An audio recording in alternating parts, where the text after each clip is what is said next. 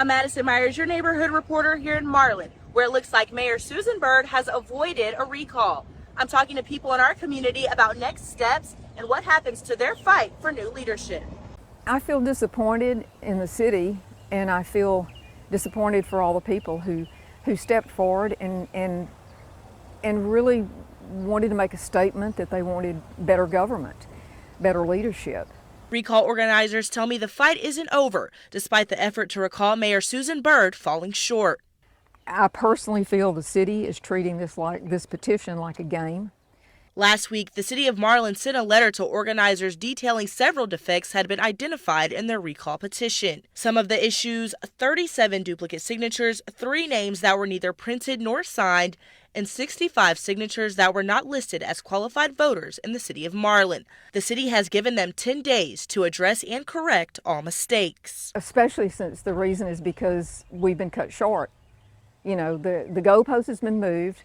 They said, okay, the ball's in your court, but you can't have the ball. And by the way, the clock's running. Kelly is one of the organizers frustrated the city secretary did not provide them with the itemized list of their mistakes, leaving them to figure the problems out on their own. One of the biggest, finding out they had been given the wrong number of valid signatures required to force a recall. I mean, I think that was a surprise to everybody. The city now says at least 305 valid signatures were needed, much higher than the 260 signatures that they thought they had to collect. Despite being down, recall organizers tell me they are nowhere near done. Well, I would say we're continuing to work. I mean, we have until the 4th, to turn something in. So the recall is not a no recall yet, and we will just see. We probably will dispute their numbers. Petitioners tell me they have filed a complaint with the Secretary of State.